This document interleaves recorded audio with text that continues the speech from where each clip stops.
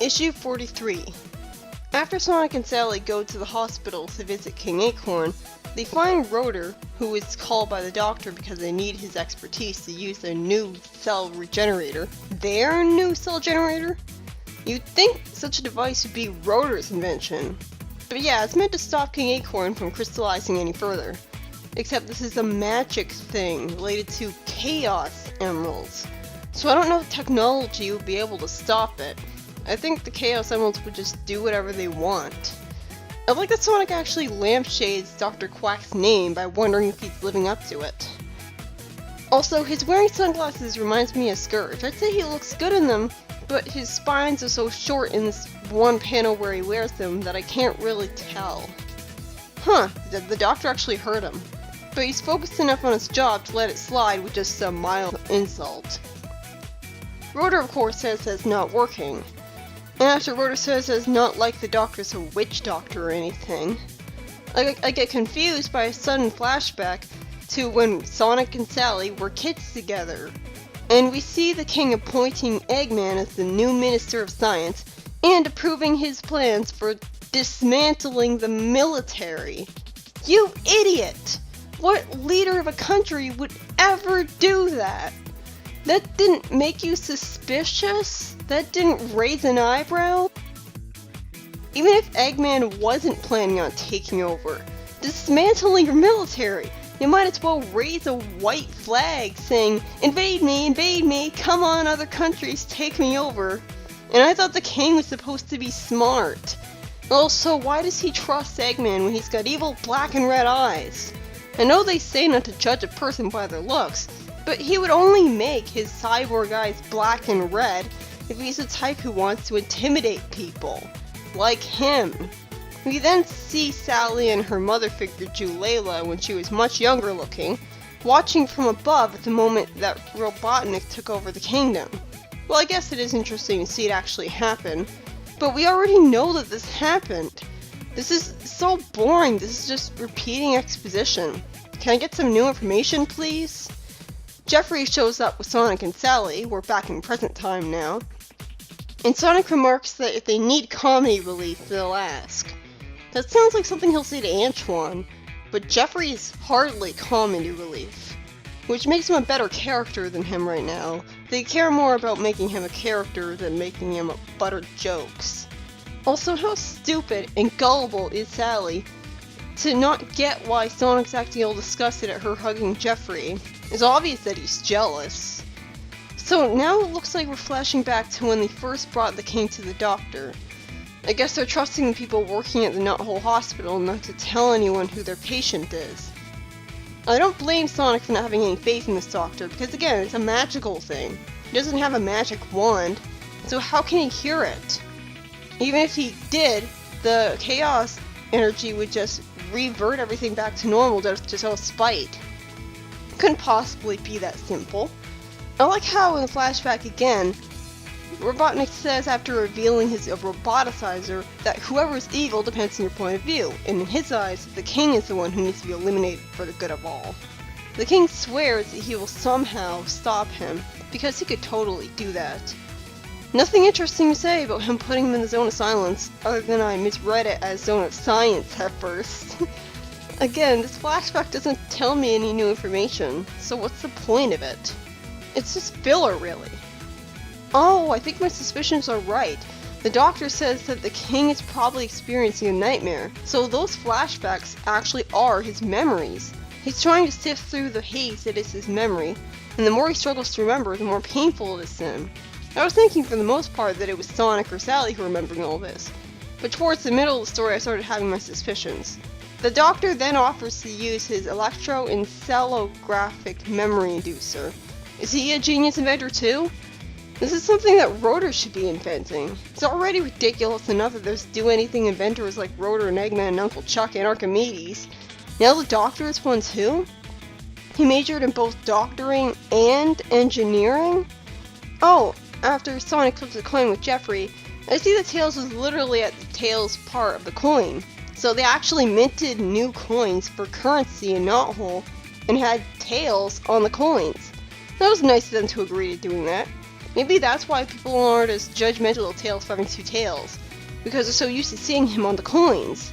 It's just a part of who he is to them. Why isn't his portrait smiling, though?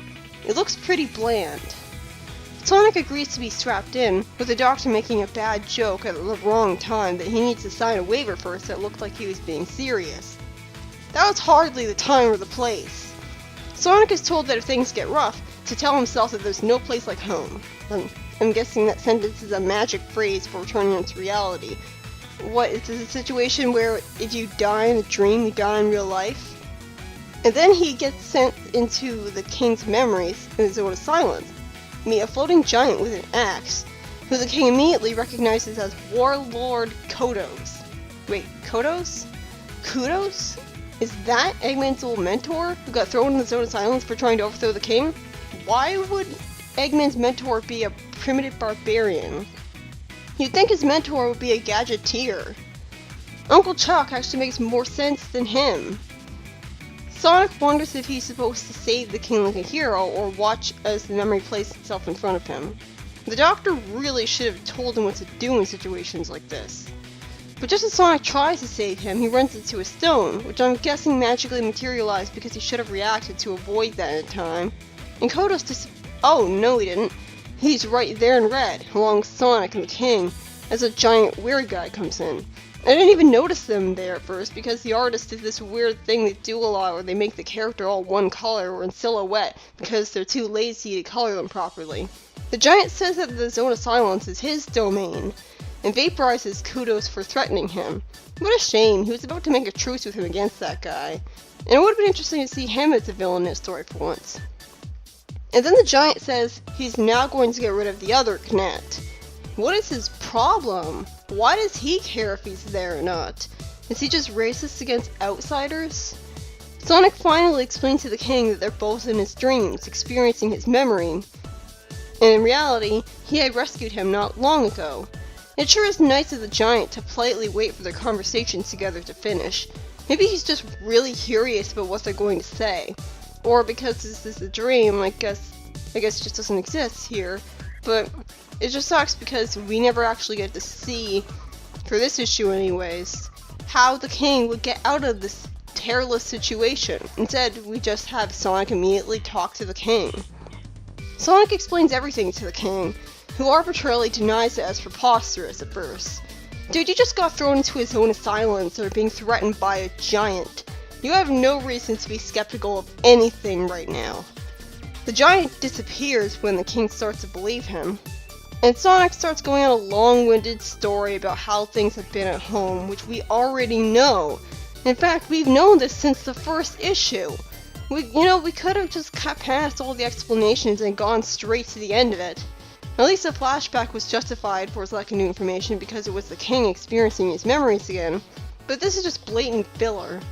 Sonic says that people need the king's wisdom. The wisdom of a guy who agreed to dismantle his military.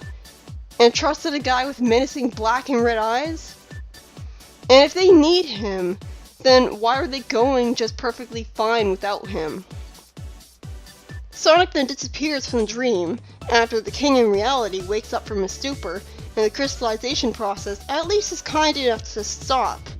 I guess it saw the king decide Sally needed him and thought it was heartwarming enough to deserve a reward. I wasn't expecting him to wake up this easily. I thought that they'd need to cure him to do that. Not that I'm complaining, there's no backup story I checked, so that saves some trouble for me.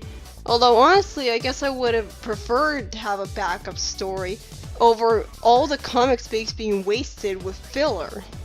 This story was written by Ken Penders, and it was kinda meh to me. Not just because it's Penders, though, I'm not that biased. The problem with this story is it feels like a waste of time. The flashbacks didn't tell me anything that I didn't already know, so while they were justified in universe, they felt like filler. And speaking of filler, we sure as hell didn't need to see multiple pages of Sonic filling the king in on the current situation. We already know.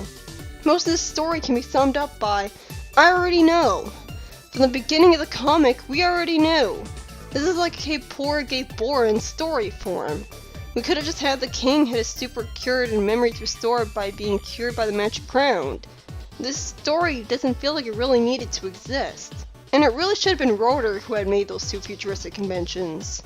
And I was kind of excited to see Jeffrey again. Remember, he's like a more mature Sonic, but he didn't actually get to do anything. So what was the point? That sums up this issue perfectly. What was the point? And speaking of what was the point, next up is Sonic Live, which is apparently the 7th special of the comic. Because when we had a lot more specials than that. And it's a story about live-action human characters in a Sonic comic. You'll see what I mean later.